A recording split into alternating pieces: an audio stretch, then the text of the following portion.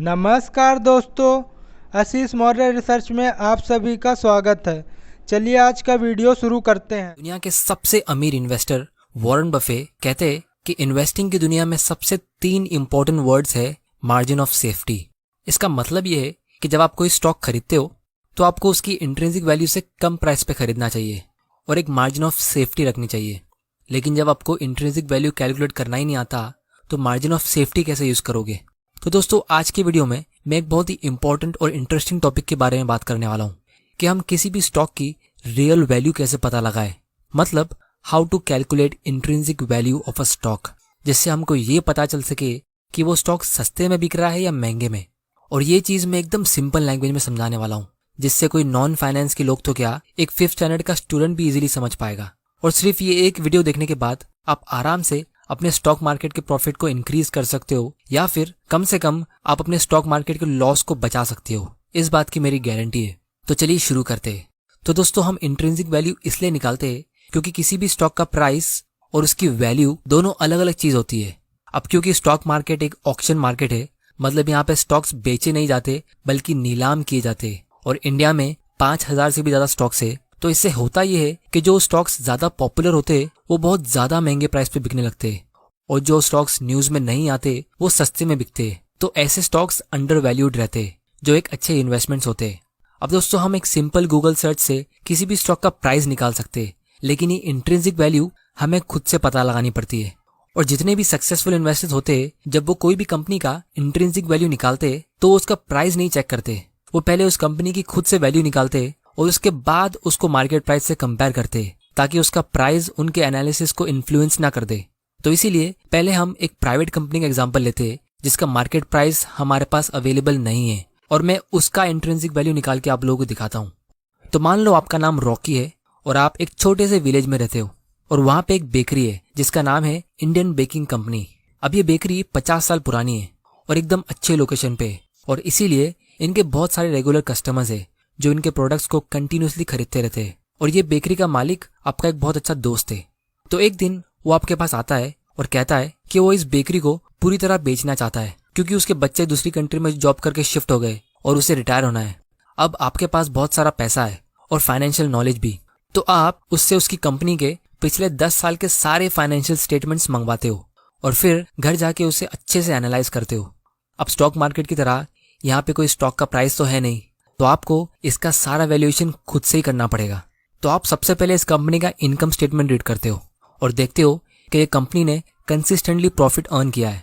और फिर आप मार्केट में जाके थोड़ी रिसर्च करते हो और ये पता लगाते हो कि इनके प्रोडक्ट्स की क्वालिटी बहुत अच्छी है और इनके कस्टमर्स इन पर ट्रस्ट करते हैं, जिसकी वजह से कस्टमर्स बार बार इनकी ही शॉप पर आते हैं। तो फाइनली आपने ये कंक्लूड किया कि ये कंपनी का प्रॉफिट्स रेगुलर होता है और होता रहेगा। तो बेसिकली आप अपना क्वालिटी एनालिसिस पूरा कर लेते हो और ये डिसाइड करते हो कि ये कंपनी अच्छी है। अब दोस्तों आप लोगों को मैं यहाँ पे एक बहुत ही इंपॉर्टेंट एडवाइस देता हूँ कि जब हम किसी स्टॉक को एनालाइज करते तो उसके एनालिसिस में कंपनी की क्वालिटी का एनालिसिस करना सबसे इंपॉर्टेंट टास्क होता है। तो फाइनली आप इस बेकरी का इंट्रिंसिक वैल्यू निकालते हो कि इसे किस प्राइस पे खरीदना चाहिए। अब इस बेकरी का ईयरली प्रॉफिट होता है 10 लाख रुपीज का और आप ये भी देखते हो कि इनके कस्टमर्स इनसे ज्यादा उधार मांगते नहीं है। तो ये 10 लाख रुपीज जो इनका प्रॉफिट है वो डायरेक्टली कैश में कन्वर्ट हो जाता है, जिसको फाइनेंस में हम कहते हैं cash flow from operating activities. अब क्योंकि ये बेकरी इतनी रिस्की नहीं है जैसा हमने क्वालिटी एनालिसिस में पता लगा लिया, तो इसीलिए अगर आपको इस बेकरी से 14% का भी रिटर्न मिल जाएगा तो आप खुश हो। तो इस बिजनेस की वैल्यू निकालने का सिंपल फॉर्मूला कुछ इस तरह होगा, 10 लाख जो इसका प्रॉफिट है डिवाइडेड बाय 0.14, मतलब जो इसका ईयरली कैश फ्लो है वो divided by required rate of return, मतलब जो 14% रिटर्न हमें इस बिजनेस से चाहिए वो डेसिमल फॉर्मेट में, मतलब 0.14। तो इसका आंसर आता है 71,42,000। अब ये कैलकुलेशन के पीछे हुआ क्या है मैं आप लोगों को इसका डिटेल समझाता हूँ।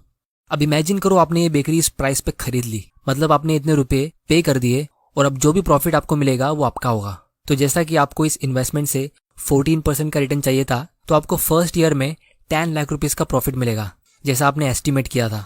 तो वो प्रॉफिट इस 71 लाख का 14% होगा। अगर आपके पास कैलकुलेटर है तो आप 71 का 14% निकाल सकते हो, आपका आंसर 10 आएगा।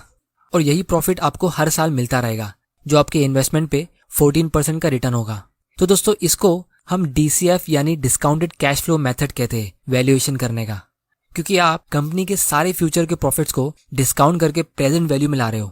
अब यहाँ पे ये कुछ लोगों को थोड़ा कॉम्प्लिकेटेड लग सकता है, तो मैं इसको थोड़ा और सिंपल करके समझाता हूँ।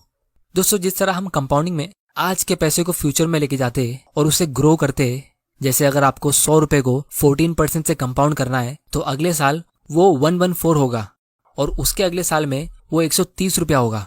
तो उसी तरह डिस्काउंटिंग में हम इसका उल्टा करते हैं। हम फ्यूचर के पैसे को, जैसे अगले साल के प्रॉफिट्स को डिस्काउंट करके प्रेजेंट में लेके आते हैं और उसे कम करते हैं। तो अगर आपको 114 रुपया अगले साल मिलने वाला है तो वो 14% के डिस्काउंट रेट के हिसाब से आज के हिसाब से 100 रुपया होगा। क्योंकि जैसा मैंने लास्ट वीडियो में कहा था, पैसों के साथ टाइम की भी वैल्यू होती है। अगर आपको कोई दो ऑप्शन देगा कि वो 100 रुपया आज ले लो या फिर 100 रुपया अगले साल लो, तो आप आज ही लेना प्रीफर करोगे, क्योंकि अगर आप उसको इन्वेस्ट कर दोगे किसी सेविंग्स अकाउंट में तो 4% तो आपको ऐसे ही मिल जाएगा, तो अगले साल वो 104 बन जाएगा। तो बेसिकली घुमा फिरा के बात यह है कि अगले साल के 100 रुपए की इंट्रिंसिक वैल्यू आज के 100 रुपए से कम है। तो अब रॉकी का ये नया बिजनेस हमें हर साल हमेशा के लिए 10 लाख रुपए का प्रॉफिट देगा। तो आप इस चार्ट में देख सकते हो, जो प्रॉफिट आपको एक साल के बाद मिलेगा इसकी वैल्यू होगी आज के हिसाब से लगभग 8.77 लाख, और फिर उसके अगले साल का प्रॉफिट जो आपको 2 साल बाद मिलेगा वो भी 10 लाख रुपीस का ही होगा, लेकिन उसकी इंट्रिंसिक वैल्यू आज के हिसाब से लगभग 7.69 लाख की होगी। और इसी तरह आप देख सकते हो, आपको कंपनी से हर साल 10 लाख ही मिल रहा है, लेकिन इसकी वैल्यू आज के हिसाब से कम होती जा रही है। वो इसलिए क्योंकि ये सारे प्रॉफिट्स आपको फ्यूचर में मिल रहे हैं और आप कंपनी को खरीदने के लिए आज ही पैसा पे कर रहे हो। तो इसी तरह जब 130 साल के बाद अगर कंपनी आपको सिर्फ 10 लाख का ही प्रॉफिट दे रही है, तो उस 10 लाख रुपए की आज के हिसाब से इंट्रिंसिक वैल्यू 1 रुपए से भी कम होगी। क्योंकि अगर आप 1 रुपए को कहीं पे इन्वेस्ट कर दो जहां पे आपको 14% का ईयरली रिटर्न मिलेगा, तो वो 130 साल के बाद लाखों करोड़ रुपया बन जाएगा। तो इसीलिए लॉन्ग टर्म में आपके बिजनेस के कैश फ्लो की प्रेजेंट वैल्यू 0 तो नहीं होगी, लेकिन बहुत कम होगी। तो फाइनली जब आप इन सारे पैसों को टोटल करोगे, इन सारे कैश फ्लो को ऐड करोगे, तो गैस करो आंसर कितना होगा। तो दोस्तों, इसका आंसर होगा 71,42,000। ये वही आंसर है जो हमने एक सिंपल फॉर्मूला से कैलकुलेट किया था।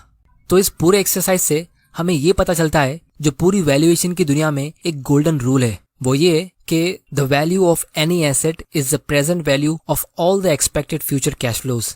अगर मैं आप लोगों को ये लाइन डायरेक्टली बोल देता तो बहुत लोगों को ये लाइन समझ में आती नहीं, लेकिन आपको अब ये लाइन अच्छे से समझ आएगी। The value of any asset, जैसे वो बिजनेस या कोई भी investment, is the present value, क्योंकि हम आज पैसा देने वाले हैं और हमको उससे क्या मिलेगा, हमको उससे सारे फ्यूचर के कैश फ्लोज मिलने वाले। तो हम उस फ्यूचर कैश फ्लो को प्रेजेंट वैल्यू में लेके आते हैं अपने रिक्वायर्ड रेट ऑफ रिटर्न के हिसाब से। तो अब हम प्राइस टू अर्निंग्स रेशियो को थोड़ा गहराई से समझते हैं, जो आपको अभी एकदम अच्छे से समझ में आएगा। तो सबसे पहले हम ये समझते हैं कि इस कंपनी का पीई रेशियो कितना होगा। तो वो होगा 7.14 का। वो कैसे, आइए देखते हैं। उसके लिए हमें कंपनी के प्राइस को उसकी अर्निंग से डिवाइड करना है। कंपनी का प्राइस है 71.42 लाख, उसको हम डिवाइड करेंगे उसकी अर्निंग से, यानी 10 लाख, जो होता है 7.14।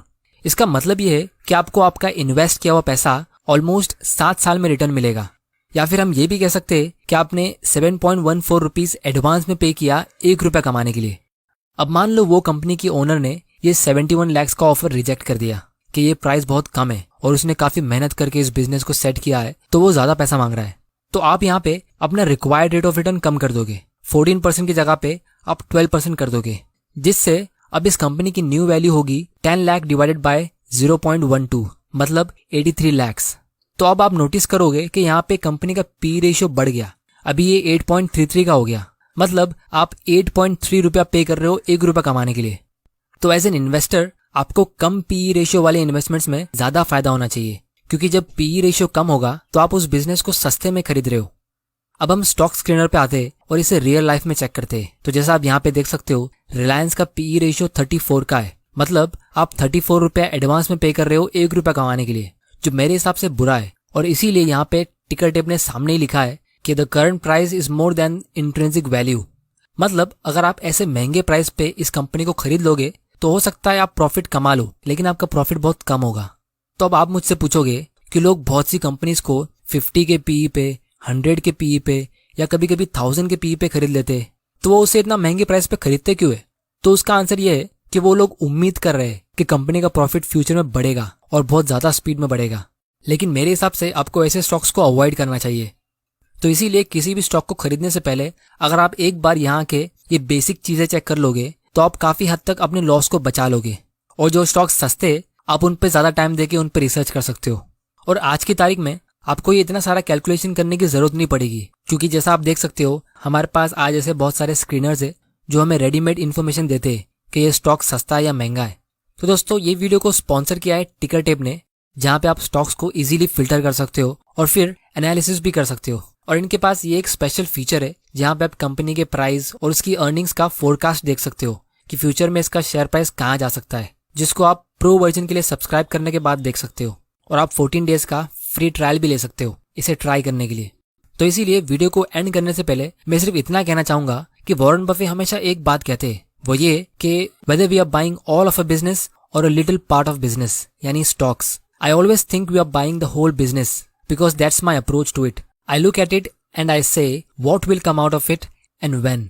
क्योंकि जैसा मैंने आप लोगों को इस वीडियो में बताया, बिजनेस का काम होता है प्रॉफिट कमाना, और आज हमने समझा कि पैसे के साथ टाइम की भी वैल्यू होती है, तो वो प्रॉफिट कब आ रहा है वो भी मैटर करता है। और जैसा मैंने वीडियो के स्टार्ट में डिस्कस किया था कि ये स्टॉक मार्केट एक ऑक्शन मार्केट है, तो कुछ कंपनीज का स्टॉक प्राइस इतना ज़्यादा ऊपर चला जाता है कि उसका पी रेशियो 100 तो क्या 1000 के ऊपर निकल जाता है, और लोग उसे इसलिए खरीदते रहते हैं क्योंकि उन्हें लगता है कि वो स्टॉक प्राइस यूं ही ग्रो होता रहेगा। लेकिन अगर वो कंपनीज ग्रो नहीं हुई तो 1000 के पी रेशियो के हिसाब से आपका पैसा 1000 साल में डबल होगा, क्योंकि आपने पहले ही 1000 रुपया एडवांस में पे कर लिया 1 रुपया कमाने के लिए। इसीलिए स्टॉक प्राइस को देख के या किसी के टिप्स पे इन्वेस्ट करना बहुत रिस्की होता है, क्योंकि जब तक आपको टिप मिलती है तब तक स्टॉक ऑलरेडी बहुत ऊपर निकल जाता है उसकी इंट्रिंसिक वैल्यू के मुकाबले। और जैसा आप यहाँ पे देख सकते हो, एकदम फ्रेश एग्जांपल है टेस्ला का या गेम स्टॉप का या फिर इंडिया में अडानी ग्रीन का। ऐसे स्टॉक्स जितना स्पीड में ऊपर जाते हैं उतनी ही स्पीड में नीचे आते हैं, और ये चीज़ इतिहास में सालों से होती आ रही है और होती रहेगी, क्योंकि सिर्फ स्टॉक के प्राइस को बढ़ता हुआ देख के इन्वेस्ट करने वाले हमेशा आते रहेंगे। लेकिन दोस्तों, आपने यहाँ तक ये वीडियो को देख लिया है तो आई एम श्योर आप लोग ऐसी गलती बिल्कुल नहीं करोगे। तो दोस्तों, नेक्स्ट वीडियो में हम इसको थोड़ा और डिटेल में समझेंगे कि Warren Buffett exactly intrinsic value निकालते कैसे है। तो उम्मीद करता हूँ आपको इस वीडियो से कुछ ना कुछ सीखने जरूर मिला होगा। स्टॉक को एनालाइज करने के लिए टिकर टेप का लिंक नीचे डिस्क्रिप्शन में है, और अगर आपको फ्री में डीमैट अकाउंट ओपन करना है तो उसका लिंक भी नीचे डिस्क्रिप्शन में है। दोस्तों, ये हमारा टेलीग्राम चैनल है जिसमें हम everyday intraday stock, Nifty bank Nifty call और स्विंग ट्रेडिंग स्टॉक प्रोवाइड करते हैं। हमारे टेलीग्राम चैनल को ज्वाइन कीजिए, जिसका लिंक मैं वीडियो के डिस्क्रिप्शन में डाल दूंगा। हमारे चैनल को लाइक, कमेंट एंड सब्सक्राइब